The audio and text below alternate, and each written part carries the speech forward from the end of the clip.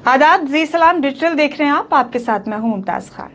PFI और उसके मुतालिक तंजीमों पर वजारत दाखिला की जानिब से मुल्क भर में आइंदा 5 सालों के लिए पाबंदी आयद किए जाने के फैसले के बाद UAPA कानून यानी UAPA एक्ट एक बार फिर सुर्खियों में आ गया है।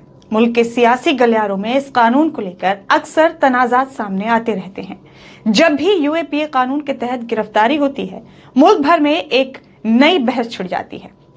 हाल ही में किसान तहरीक के तहत 26 जनवरी को ट्रैक्टर रैली के दौरान हुए तशद्दुद और सेलिब्रिटी ट्वीट तनाज़े के बाद इस कानून के तहत कुछ गिरफ्तारियां की गई थीं, जिन्हें लेकर मुल्क की सियासत में उबाल आ गया था।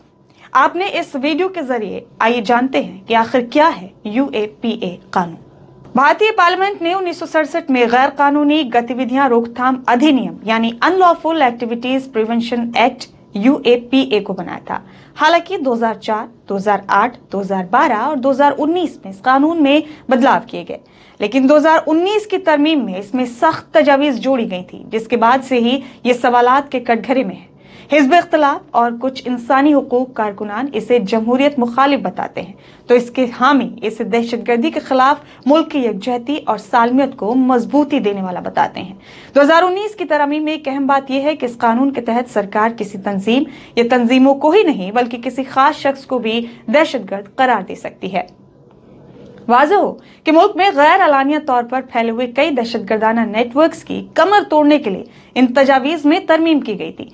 पहले के कानून के तहत दहशतगर्दाना तंजीमों से जुड़ाव रखने वाली तंजीमों पर तो पाबंदी लगाई जा सकती थी, मगर उनके ऑपरेटर या अरकान बच निकलते थे और कुछ वक्त बाद वो नए नाम से नई तंजीम बना लेते थे।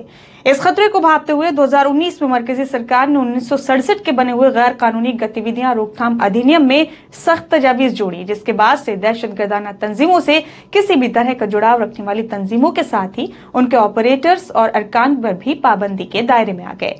इसके साथ ही सिक्योरिटी एजेंसीज शक होने के हालात में उन्हें दहशतगर्द भी करार दे सकती है। हालांकि इस तजवीज को लेकर बड़ी बहस छिड़ी थी। तजवीज के मुताबिक किसी पर शक होने से ही उसे दहशतगर्द करार दिया जा सकता है। गौर करने वाली बात यह भी है कि इसके लिए उस शख्स को किसी दहशतगर्दाना तंजीम से सीधा ताल्लुक दिखाना भी जरूरी नहीं। वहीं एक बार दहशतगर्द करार दिए जाने के बाद ठप्पा हटवाने के लिए नजरसानी कमेटी के पास अप्लाई करना होगा। हालांकि वो बाद में अदालत में अपील कर सकता है। तो ऐसी तमाम अहम जानकारियों के लिए आप जुड़े रहें जी सलाम डिजिटल के साथ।